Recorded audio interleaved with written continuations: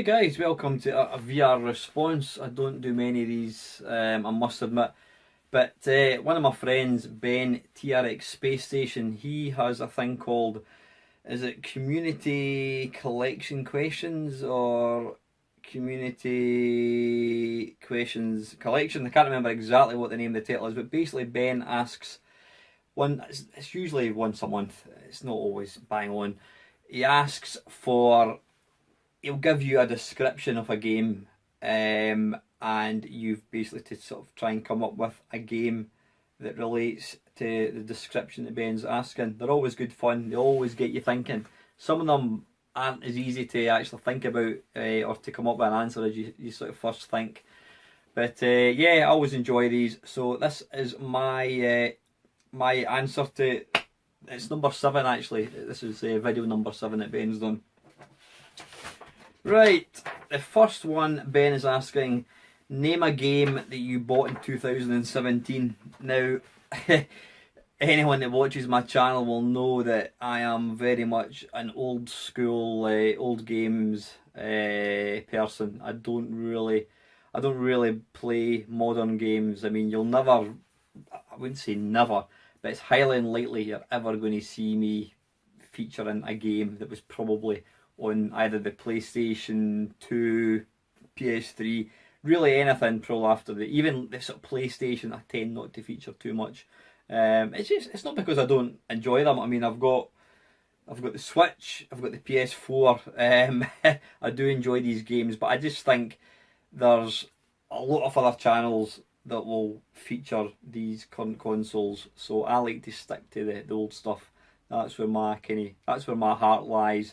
So yeah, I don't buy many games at all. However, I think I've bought 2. No, in fact, one of them is not really a game. So the one game, I've bought 2 games. One of them is Rocksmith, which is really a guitar sort of tutorial thing.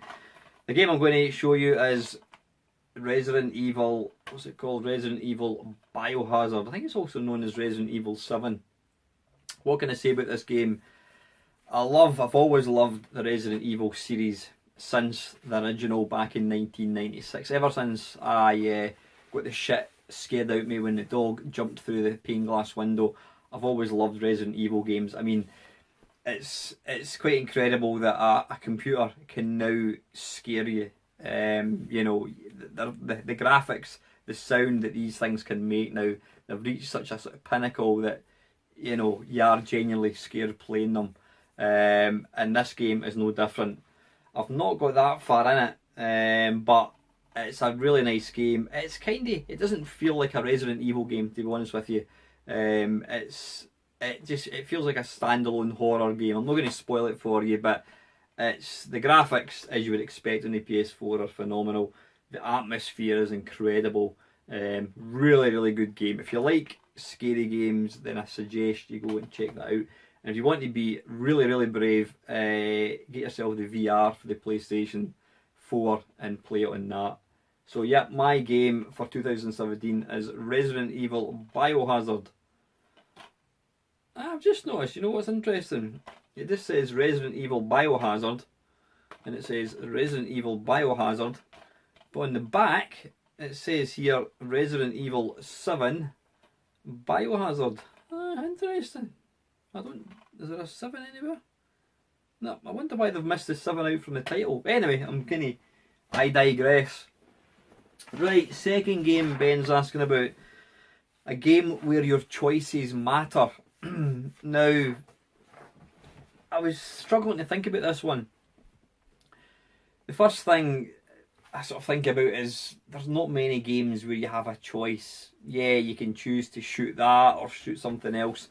I think the games, there's kind of RPG type games, your Skyrims, and there's various other games where you make a choice. You can go down one road, is it Grand Theft Auto 5, whatever it is, you can join gangs and that kind of stuff. So there's these games where you can make a choice. I would always say it's difficult to really know, would the game have played different if I'd chosen something different? So I've gone right back to my roots and I have plumped for this game, Elite. Now when I say, you know, you make a choice in Elite, you can, you're obviously, the idea of the game is to trade in various products, whether it's computers, food, is it textiles, or if you want to, you know, you can make a sort of a safe living dealing in that. If you want to, however, trade in slaves or narcotics, then the risk is obviously far more. However, if you're successful, you'll make a lot more money. It was almost the road to making money quick in Elite, and is to trade in drugs. But the thing is, if you do trade in drugs or slaves, whatever it is, you will get pursued relentlessly by the police, and you'll also get other ships attacking you because you're a fugitive. So it's a game where, depending on what you decide to trade, will adversely affect how you get on in the game. Yeah, it's a risk reward. You know, there's a massive risk, but then there's a lot more money to be made. So yeah, that's the one game I can think of where you do have a choice, and whatever you choose will dramatically change how the game actually plays. So yeah, number 2 is Elite. Number 3, this is quite a general one, a game that takes practice. I'm going to plump for my favourite Robotron 2084. I mean, I could have gone for virtually any of the sort of my favourite arcade shooters. You know, I love arcade games. They all require practice, but I think, you know, a game like Robotron, more than ever, you know, I could have chose Defender, but I'm not very good at Defender, even with that good control stick that I got. But yeah, I'm going to go for Robotron 2084. It's one of these games, like any arcade game, if you're willing to put the the effort in, and, you know, not so much master the controls, but just get to grips with the controls, then the game, it starts to reap its rewards. You'll start getting further and further into the game. You'll get bigger scores, and, you know, I was going to say the game becomes easier. You can certainly navigate through the early levels easier. So yeah, it's a classic. It's a classical arcade game. The more you play, the better you get. And I say it's like virtually every arcade game. I could have gone for Berserk. I mean, Berserk's another good example. When I first started playing it, if you have a game of Berserk and you've never played it, I guarantee you'll last. You'll be lucky if you last a minute. But I've been playing it quite a bit. I can now, I don't know how long, maybe last 20 minutes, whatever. Just depends. Maybe not as long as 20 minutes. But yeah, virtually any arcade game. For the purpose of this one, I'm going to go for Robotron 2084. Number 4, a game with spaceships in it. Blimey. We're talking about every arcade game released ever.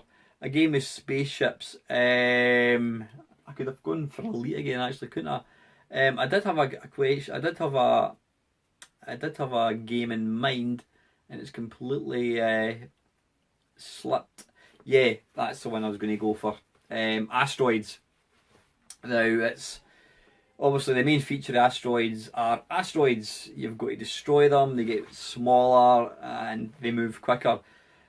But you also get some spaceships. You get the large spaceship, which it kind of moves randomly, and it will take pot shots at your spaceship. But then in later levels, you get the small spacecraft or a little UFO thing. Now he moves a lot. He doesn't move quicker, I don't think, but he will kind of home in on you, and his bullets will target you. So you need to, when you see this wee guy, you need to take him out really quickly. This is the big one. It takes random shots. It will kind of shoot roughly in the vicinity, or it might even be random. I'm not too sure. But the wee guy, he homes right in on you. So when you see this little spaceship in asteroids, shoot him as quick as you can and keep moving. Top tip. Last one, a game that reminds you of the past. Now, I wasn't too sure what Ben meant with this one. Now, I haven't watched any other responses because I like to make my own response first. Because I think if you watch somebody else's, then that can it can either steal your thunder or it can make you think a certain way. So I'd rather interpret what Ben's saying myself. Now, there's two ways to interpret that. A game that reminds you of the past. You could be playing, I don't know, think of a game. You could be playing a Call of Duty game, set in the Second World War, so you know that's obviously in the past. But I'm going to take it from the point of view a game that when I play, it takes me back in time to when I was young. And it's a game I was actually playing fairly recently. I did do a video of it, and it's this game, International Soccer. I'm not going to waffle about the game itself. It's a game of football. I will put a wee link to the football up above. The reason it reminds me of the past is I had bought my C64 maybe 6 months beforehand. The games that I had for it were all pretty pants, pretty poor games, until I think it was not International Soccer, I think it was Computer and Video Games. It may not have been actually. I saw a review of this game, International Soccer, for the C64. It came on cartridge, and it just looked astonishing. It absolutely looked astonishing. And I went and bought it, and I've got a diary that I kept. I think it was 1983. Yeah, 1983 it was. And I kid you not, I played that game non-stop. Non-stop. I played the game every single day. I mean, I was only what would I be? Be about 17 years old, still living at home, wasn't married or anything like that, still single, still living at home. And I just spent way too much time on my Commodore 64, and a huge chunk of that time spent playing International Soccer. I mean, I'd get back from my pal's house, whatever it was, and I'd sit up to midnight, 1 o'clock in the morning playing the game. And it takes me back to a very, very, very happy time in my life. I mean, I'm very happy now, don't get me wrong, but I'm talking about, as a kid, my mum and dad were still both here. It was a very, very carefree time in my life, 17 years old, 16, 17, whatever I was, I can't remember exactly what age I was. You didn't have any, the world seemed a more simple place than it is now. Completely carefree, no responsibilities at all, still at school. The only thing you were interested in was having enough money to buy a computer game, buy a computer magazine, and buy some sweets. And that game was a game that really, really, it just excited me so much when I saw just how capable this thing, box of tricks that I'd bought was. I couldn't believe that this thing was capable of playing a game like International Soccer, and it was an amazing time. And that was, what would that be, 1983, something like that, 1984, and here we are, 33 years, 33 is it? 33 years later, I'm sitting talking. I'm now 50 years old, well, not quite, I'm 49. 33 years later, I'm still playing video games, and here I am talking to you about a game that I played all these years ago. So yeah, the game that reminds me of the past, happy past, is International Soccer. So that is it, guys. I hope you enjoyed watching this VR. I have put a link to Ben's original video down below, so go and check it out. And as usual, guys, thank you very much for watching.